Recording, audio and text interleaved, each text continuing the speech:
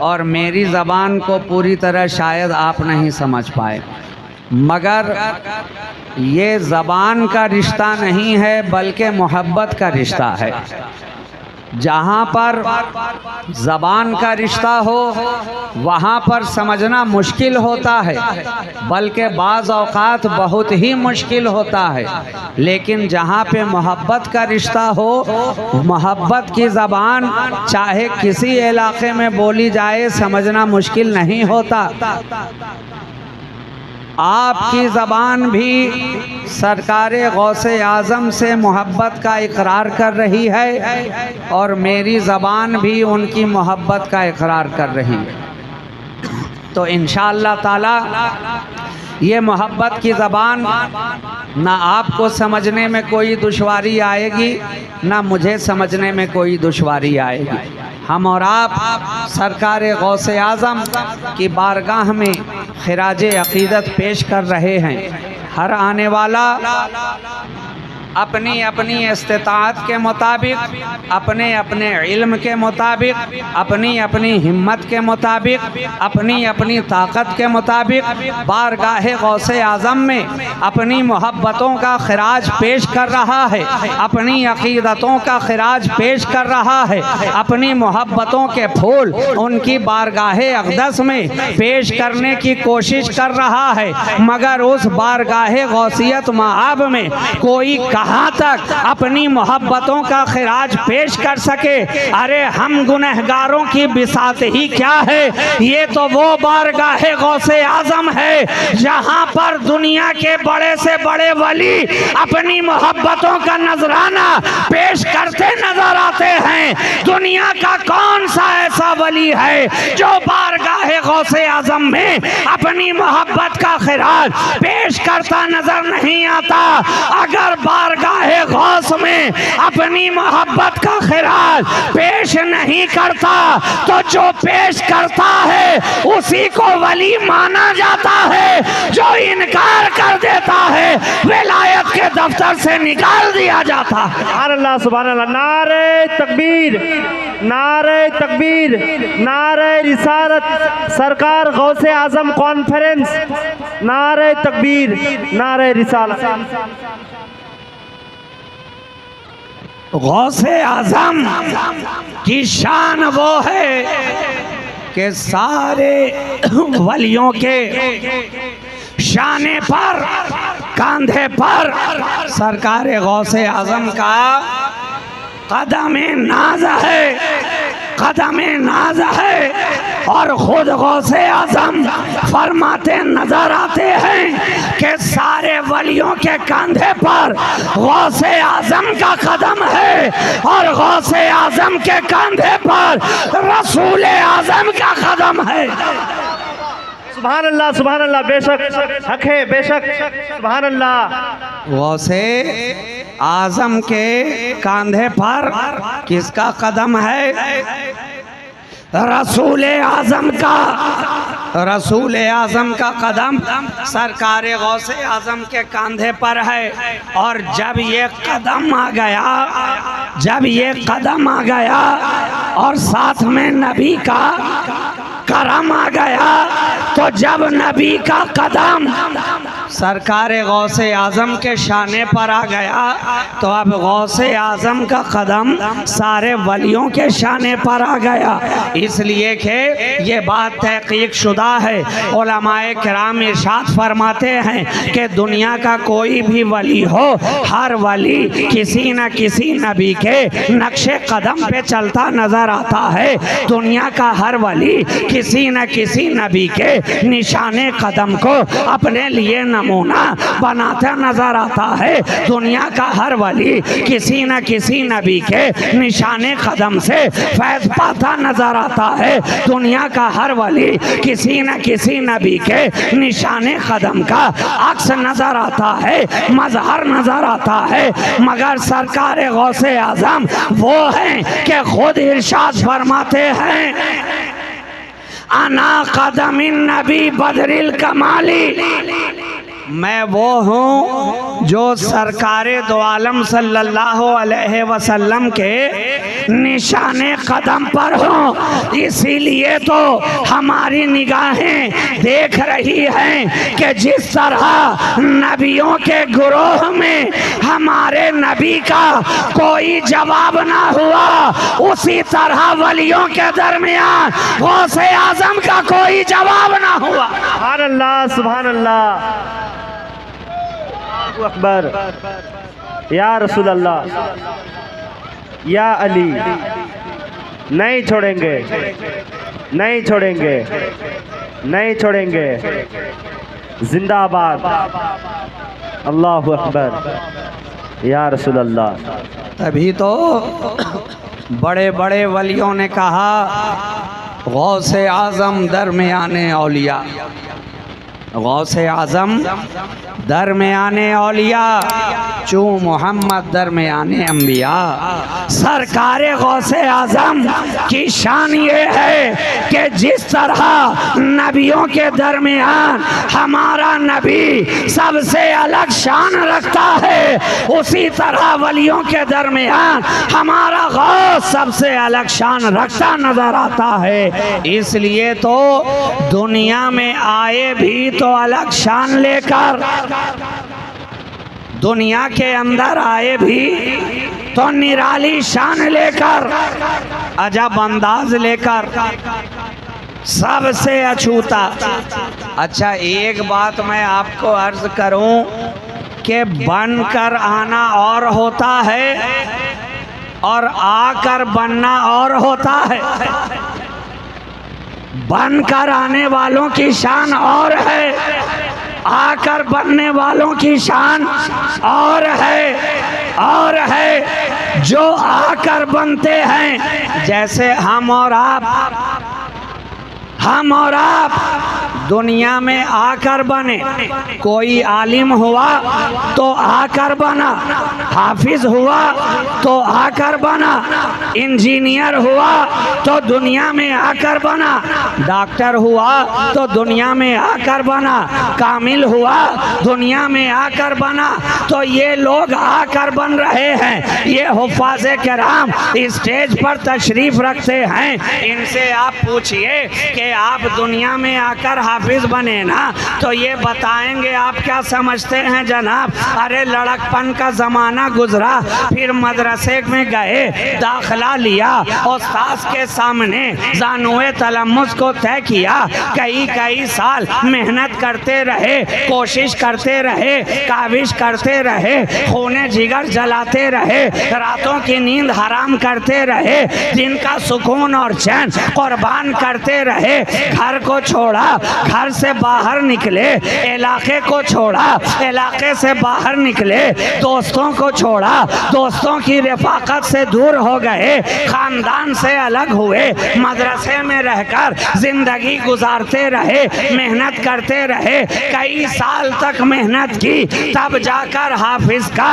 दस्तार हमारे सर पर रखा गया, हिफ्ज़े कुरान का दस्तार हमारे सरों पे बांधा गया। कोई आलिम बना तो 10 साल 12 साल मदरसों में मेहनत करने के बाद आलिमों फाजिल की सनद उसे मिलती नजर आई। कोई डॉक्टर इंजीनियर बना तो पहले नर्सरी से LKG गया, LKG से UKG गया, फिर स्टैंडर्ड 1 से सफ़र शुरू हुआ तो स्टैंडर्ड 5 तक गया, 5 से आगे बढ़ा तो 10 तक गया, 10 से आगे बढ़ा हायर सेकेंडरी में गया, इंटरमीडिएट का एग्ज़ाम दिया, उसके बाद MBBS में दाखिला हुआ, 6 साल तक उसमें मेहनत करते रहे, डिग्री हासिल हुई, फिर MS की डिग्री ली या तो MD की डिग्री ली, कोई मास्टर ऑफ मेडिसिन हुआ, कोई मास्टर ऑफ सर्जरी हुआ। यही दुनिया का तरीका है, आहिस्ता आहिस्ता बढ़ता है, आहिस्ता आहिस्ता चलता है।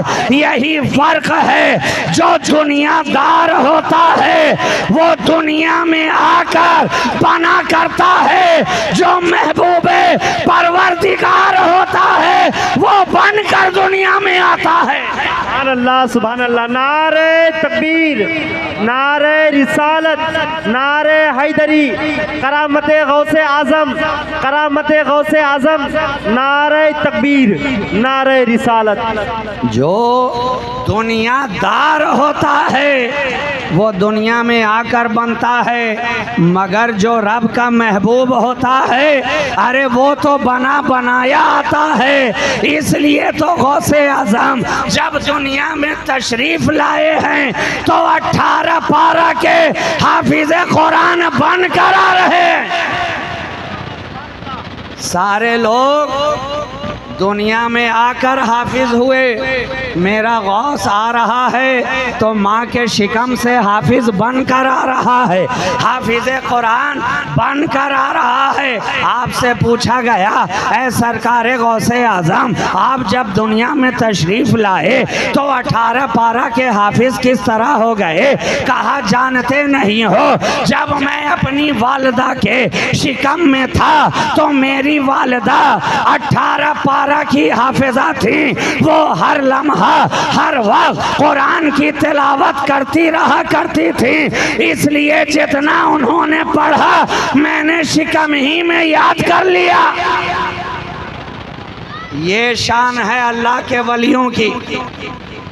इसलिए मैं कहता हूँ बच्चे की तरबियत में उसकी माँ का बहुत बड़ा रोल हुआ करता है, बहुत बड़ा।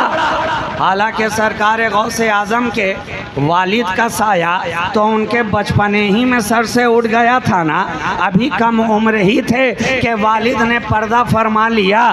तरबियत की है उनकी वालिदा ने, गौसे आजम की तरबियत की है उनकी वालिदा ने। और तरबियत का अंदाज क्या? गोद में है तो कुरान पढ़ रही है, पालने में है तो कुरान पढ़ रही है, झूला झुला रही है तो कुरान पढ़ रही है, दूध पिला रही है तो कुरान पढ़ रही है, लोरियां सुना रही है तो कुरान पढ़ रही है। तो मुझे कह लेने दो कि जब माँ ऐसी परहेजगार होती है तो घर में गौस आता है, और जब माँ बाहया ना हो तो गौस की जगह घर में बॉस आता है। इसलिए कहा गया है बच्चे की तरबियत में सबसे ज़्यादा हाथ उसकी माँ का होता। माँ की गोद ही पहली दरसगाह है, माँ की गोद ही पहली यूनिवर्सिटी है, माँ की गोद ही पहली जामिया है, माँ की गोद ही पहला मकतब है। अरे मदरसे में तुम बाद में जाओगे, माँ की गोद में पहले तुम्हें परवरिश पाना है। तो अब जैसी माँ होगी और जैसी उसकी तरबियत होगी वैसा ही बच्चा परवान चढ़ेगा। माँ अगर सच्ची होगी तो बच्चा भी सच्चा होगा, माँ अगर अच्छी होगी तो बच्चा भी अच्छा होगा, और माँ ही अगर कच्ची हुई तो फिर बच्चा भी कच्चा होगा। इसलिए ज़रूरी है तरबियत वालिदैन को इस्लाम के अंदर इतना महत्व क्यों दिया गया है, इतनी अहमियत क्यों दी गई है? इसलिए कि उसका असर बच्चे के ऊपर सारी ज़िंदगी दिखता है, उसका असर बच्चे के ऊपर सारी ज़िंदगी दिखाई पड़ता है। इसलिए तो सरकार गौसे आज़म जब डाकुओं के दरमियान भी रहे तो माँ की तरबियत का असर वहाँ भी दिखता रहा। अभी जवान हुए ही थे, अभी 17-18 साल की उम्र मुबारक हुई ही थी कि दिल के अंदर लगन जागी कि इल्म दीन हासिल करूँगा, दीन की खिदमत करूँगा। माँ से आकर कहा, माँ भी तो वलिये कामिल थी, माँ भी वलिया थी। देख लिया बच्चे की तरबियत किस तरह उन्होंने की है और उसका असर साफ साफ नजर आ रहा है। कहा, जा बेटे मैं तुझे अपना हक माफ करती हूँ और तुझे खुदा के सुपुर्द करती हूँ। तुझे खुदा के सुपुर्द करती हूँ। हाँ मगर जा तो रहा है, ये तेरे वालिद ने तरके में 80 दीनार छोड़ा है, 40 दीनार तेरे भाई के लिए रखती हूँ, 40 तेरे हवाले करती हूँ। शरीफ ले आए अपने गुलामों की अदा को देखने के लिए, तो हम सब का बेड़ा पार हो जाए। तो ये सरकारे गौसे आजम की बारगाहे अक़दस है, जहाँ से कोई तही दामन लौटता नहीं है। अपने आए तो माला माल होकर जाएं, और बेगाना आए तो माला माल हो जाए। मुरीद का वालिद जो माला माल हुआ वो आपका मुरीद तो नहीं था ना, लेकिन गौस ने करम कर दिया, इनायत हो गई, तो उसका बेड़ा भी पार हो गया। तो जो आपके दामन से वाबिस्ता ना हो उस पे गौस करम फरमा दें तो वो कामयाब हो जाता है। तो अल्हम्दुलिल्लाह हम और आप तो सरकारे गौसे आज़म के दामन से वाबिस्ता हैं, उनसे मोहब्बत रखते हैं, उनके चाहने वाले हैं, उनसे इश्क का इजहार करते हैं, उनकी महफिल सजाते हैं, उनकी बारगाह में खिराजे अक़ीदत पेश करते हैं, उनकी बारगाह में मोहब्बतों के गुल चढ़ाते हैं। तो जिसका ताल्लुक सरकारे गौसे आज़म से इतना गहरा हो उसका बेड़ा क्यों ना पार होगा? यकीनन पार होगा, यकीनन वो कामयाब होगा।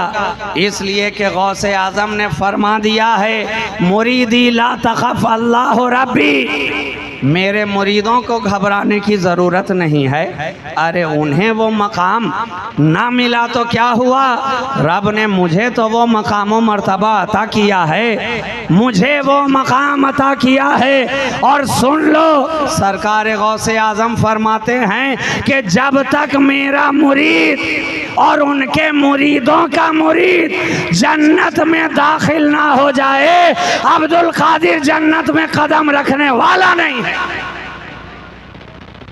ये कितनी बड़ी बात है, इतना बड़ा ऐलान तो दुनिया के किसी वली ने नहीं किया, किसी पीर ने नहीं किया।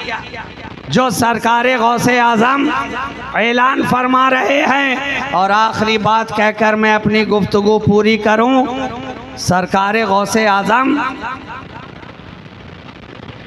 का अपने मुरीदों पर इतना करम है, इतनी शफकत है, वो तो यहाँ तक फरमाते हैं कि कोई अगर मेरा मुरीद ना भी हो और दिल से बस मुझे अपना पीर मान ले,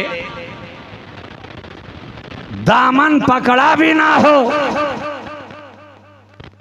बाज़ाब्ता तौर पर सिलसिले में दाखिल भी ना हुआ हो, मगर दिल से मोहब्बत रखता हो, दिल से इश्क रखता हो, दिल से उन्हें अपना पीर मानता हो, तो उसका हश्र भी कल गौसे आज़म के मुरीदों के साथ होगा।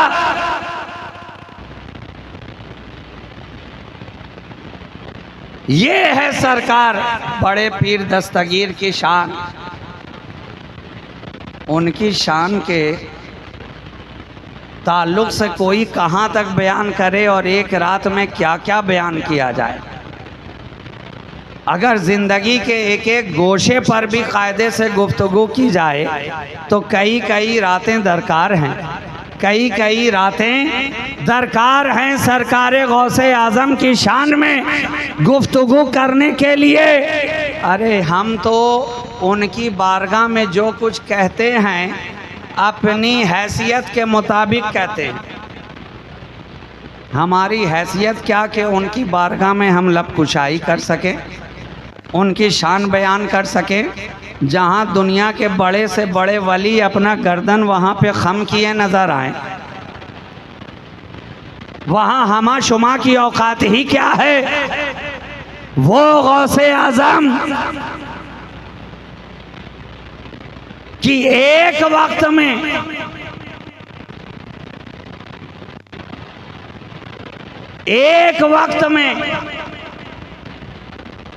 अपने कई मुरीदों की दावत कबूल कर रहे हैं। रमज़ानुल मुबारक का महीना, बस आखिरी बात कर रहा हूँ। रमज़ानुल मुबारक के मुक़द्दस महीने में मुरीदों की ख्वाहिश हुई कि अपने पीर को घर में बुलाया जाए, दावत इफ्तार का एहतमाम किया जाए। एक ने कहा सरकार करम फरमाएं, मेरे घर तशरीफ़ लाएं। सरकार गौसे आज़म ने कहा ठीक है। दूसरे ने सुना, कहा हुजूर मेरे यहाँ तशरीफ़ लाएं। आपने कहा ठीक है। गोया यके बाद दीगरे, एक के बाद कई एक लोगों ने आपकी बारगाह में दावत पेश कर दी और रिवायत में आता है कि 70 मुरीदों ने दावत पेश की और आपने सबकी दावत को कबूल कर लिया। यहाँ हम लोगों की तो एक दावत कबूल कर लेते हैं तो उसमें पहुँचने में हालत ख़राब हो जाती। आपके यहाँ दावत पेश की गई, मौलाना ने बार बार फ़ोन किया, कई मर्तबा किया, चला था तो फ़ोन किया, रास्ते में था तो कई मर्तबा किया। इनकी मोहब्बत है कि बार बार फ़ोन करके पूछते रहे और मैं कहता रहा इंशाअल्लाह मैं पहुँच रहा हूँ, मैं आ रहा हूँ, मैं वक्त पे पहुँच जाऊँगा, आप इत्मीनान रहें, मुतमईन रहें। एक दावत में पहुँचने में इतनी हालत ख़राब हो गई, थक के चूर हो गए। हालांकि तबीयत अलील थी, अभी ये सीज़न जो तब्दील हो रहा, मौसम बदल रहा है, तो 2 दिनों से बुखार की कैफियत थी। लेकिन ज़बान तो ज़बान है, वादा तो वादा है, और हम नबी के घर वाले हैं, इसलिए वादे की पाबंदी का ख्याल और भी ज़्यादा रहता है।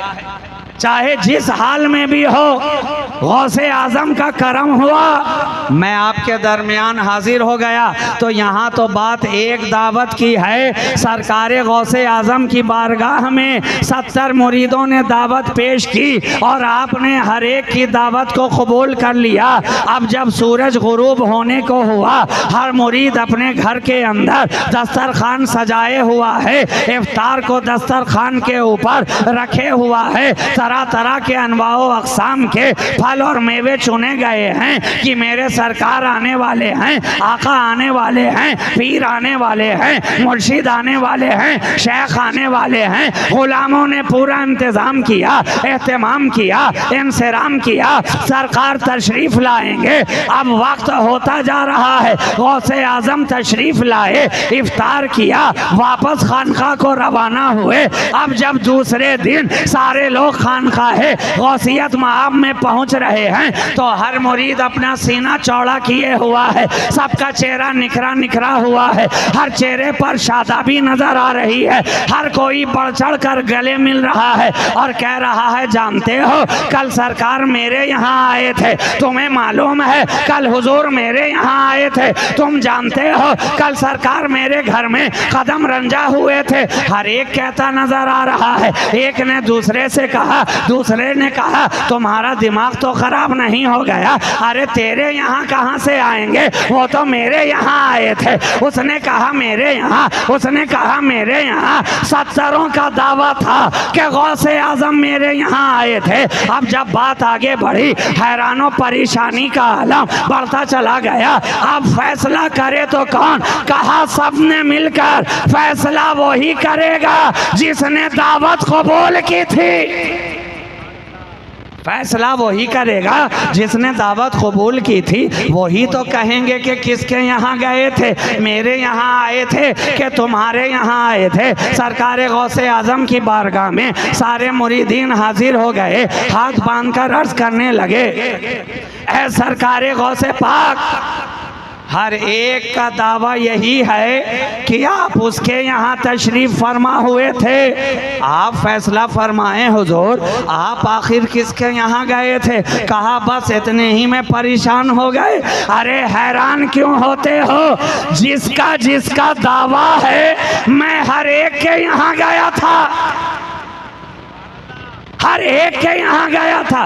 अच्छा हुजूर, एक ही वक्त में एक ही वक्त में, इफ्तार का वक्त तो एक ही है ना, सब तो बगदाद के अंदर ही हैं, कोई फर्क नहीं वक्त का। एक ही वक्त में आप सबके यहाँ चले गए, कहा अच्छा परेशान हो रहे हो, आओ मेरे पीछे आओ। पीछे पीछे चले सारे मुरीदीन। खानका के एक गोशे में एक घना सायादार दरख्त था। आपने कहा देखो इस दरख्त की तरफ। जब मुरीदों ने दरख्त की तरफ देखा तो दरख्त के हर पत्ते में गौसे आजम का जलवा नजर आ रहा है।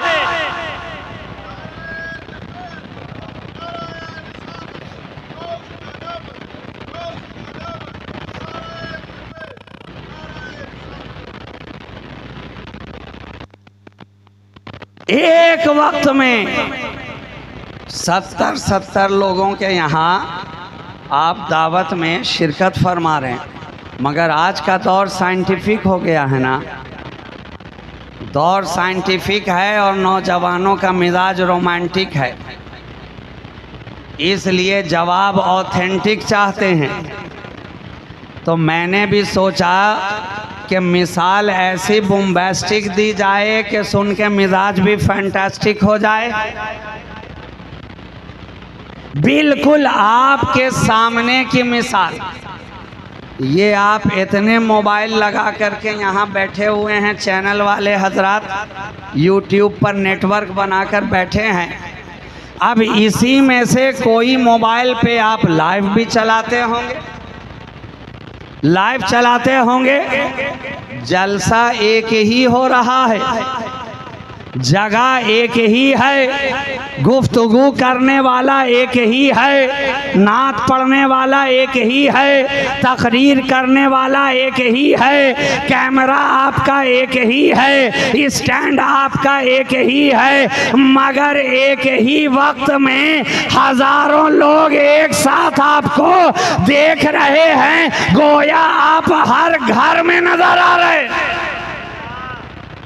एक ही वक्त में आप इतने घरों में दिखाई पड़ रहे हैं, नजर आ रहे हैं। तो मुझे कह लेने दो, जब दुनिया के बनाए हुए मोबाइल और नेटवर्क के अंदर इतनी ताकत है तो रूहानी नेटवर्क के अंदर कितनी ताकत होगी। सरकार गौसे आजम की रूहानियत में कितनी ताकत।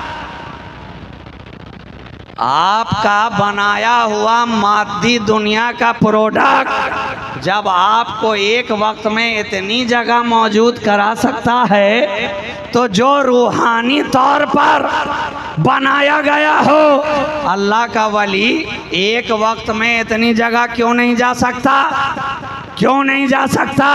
और एक दलील मैं और इससे मजबूत पेश कर दूं, आपके जिस्म में रूह है कि नहीं, है कि नहीं। आप कहेंगे जनाब ये क्या बात हुई, अगर रूह ना होती तो हम यहाँ कैसे होते। रूह अगर नहीं होती तो हम भी यहाँ नज़र नहीं आते। रूह है तभी तो हम यहाँ बैठे नज़र आ रहे हैं, सांस लेते नज़र आ रहे हैं, आँख देख भी रही है, कान सुन भी रहा है, ज़बान बोल भी रही है, हाथ उठ भी रहे हैं, पाँव चल भी रहे हैं, दिल धड़क भी रहा है, रगों में खून जारियो सारी भी है, इसलिए कि आपके जिस्म में रूह है। मगर मेरे दूसरे सवाल का जवाब दो कि ठीक है रूह तो है, मगर बताओ जिस्म में इस वक्त कहाँ है। तुम्हारे जिस्म में रूह है, तुमने इकरार कर लिया, मगर ये तो बताओ तुम्हारे जिस्म के किस पार्ट में है। इन विच पार्ट ऑफ बॉडी, तुम्हारे किस पार्ट ऑफ बॉडी में रूह है। आँख में है कि कान में है कि जबान में है कि दिल में है कि दिमाग में है कि हाथों पाँव में है। आप कहेंगे नहीं जनाब, अरे एक ही तो रूह है, मगर हर जगह है, आँख में भी है, कान में भी है, नाक में भी है, दिलो दिमाग में भी है। तो मुझे कह लेने दो, जब तुम्हारे जिस्म की रूह एक ही वक्त में जिस्म के हर जगह में मौजूद है, तो जो वलियों का वली है वो एक ही वक्त में 70 जगह क्यों ना मौजूद होगा।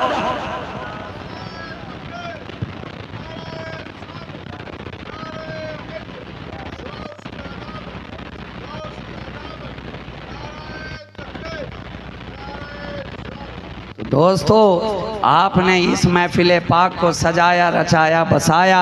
फ़कीर शहबाजी दस्त बदुआ है कि मौला क़दीर आपकी इस महफिल पाक को अपनी बारगाह में शरफ़ क़बूलियत अता फ़रमाए और आपकी इस खिदमत को सरकार गौसे आज़म की बारगाह में शरफ़ क़बूलियत हासिल हो।